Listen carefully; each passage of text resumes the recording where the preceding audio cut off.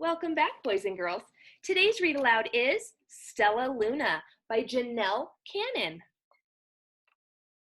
Stellaluna by Janelle Cannon. In a warm and sultry forest, far, far away, there once lived a mother fruit bat and her new baby. Oh, how Mother Bat loved her soft, tiny baby. "I'll name you Stellaluna," she crooned.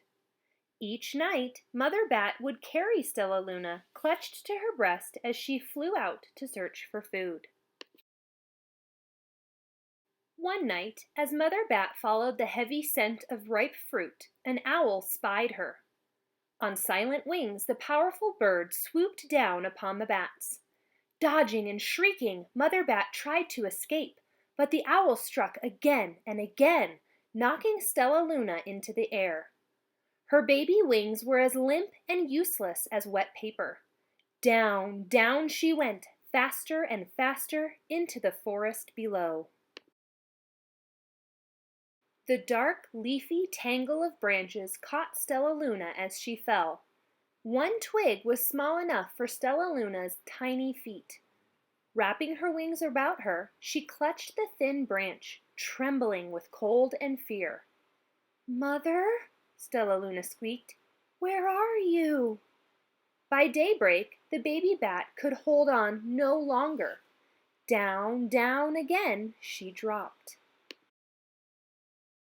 Flump!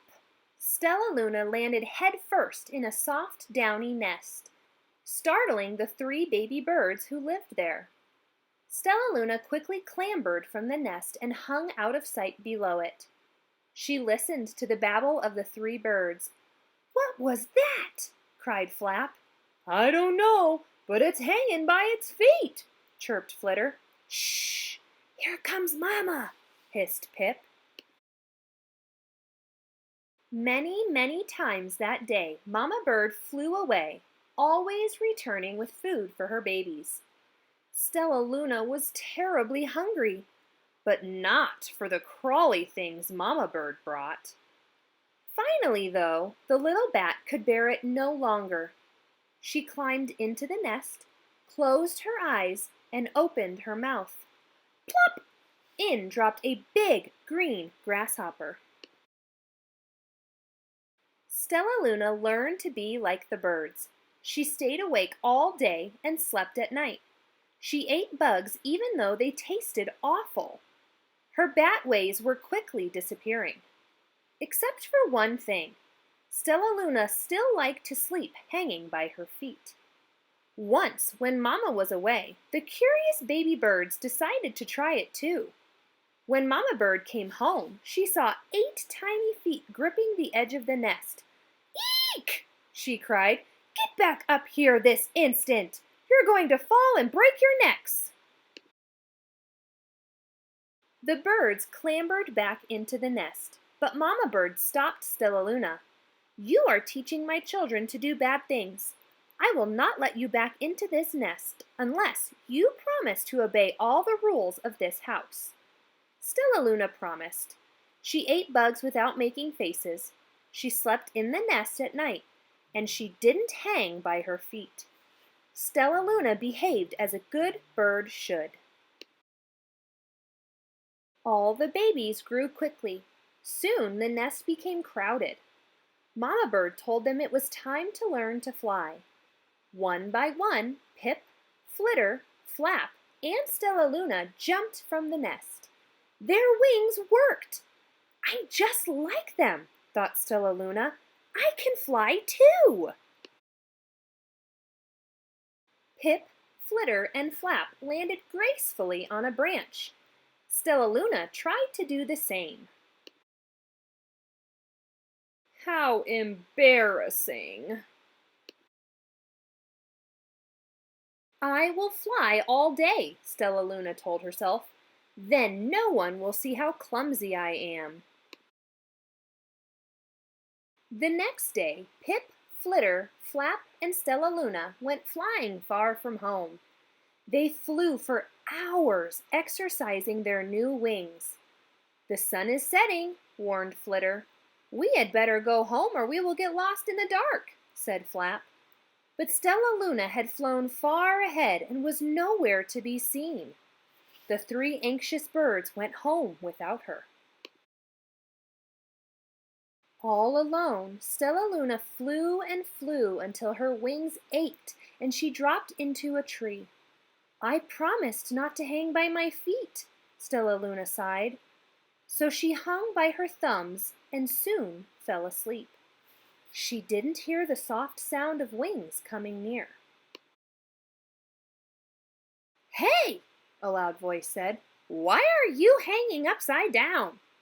Stellaluna's eyes opened wide. She saw a most peculiar face. "I'm not upside down. You are," Stellaluna said. "Ah, but you're a bat. Bats hang by their feet. You are hanging by your thumbs, so that makes you upside down," the creature said. "I'm a bat. I am hanging by my feet. That makes me right side up." Stellaluna was confused. "Mama Bird told me I was upside down. She said I was wrong." "Wrong for a bird, maybe, but not for a bat." More bats gathered around to see the strange young bat who behaved like a bird. Stellaluna told them her story. "You ate bugs?" stuttered one. "You slept at night?" gasped another. "How very strange!" they all murmured. "Wait! Wait! Let me look at this child." A bat pushed through the crowd. "An owl attacked you?" she asked. Sniffing Stellaluna's fur, she whispered, "You are Stellaluna! You are my baby!" "You escaped the owl?" cried Stellaluna. "You survived?" "Yes," said Mother Bat as she wrapped her wings around Stellaluna. "Come with me, and I'll show you where to find the most delicious fruit. You'll never have to eat another bug as long as you live." "But it's nighttime," Stellaluna squeaked. "We can't fly in the dark or we will crash into trees." "We're bats," said Mother Bat. "We can see in darkness. Come with us." Stellaluna was afraid, but she let go of the tree and dropped into the deep blue sky. Stellaluna could see. She felt as though rays of light shone from her eyes. She was able to see everything in her path. Soon the bats found a mango tree, and Stellaluna ate as much of the fruit as she could hold. "I'll never eat another bug as long as I live," cheered Stellaluna as she stuffed herself full. "I must tell Pip, Flitter, and Flap." The next day, Stellaluna went to visit the birds. "Come with me and meet my bat family," said Stellaluna. "Okay, let's go," agreed Pip. "They hang by their feet and they fly at night and they eat the best food in the world," Stellaluna explained to the birds on the way.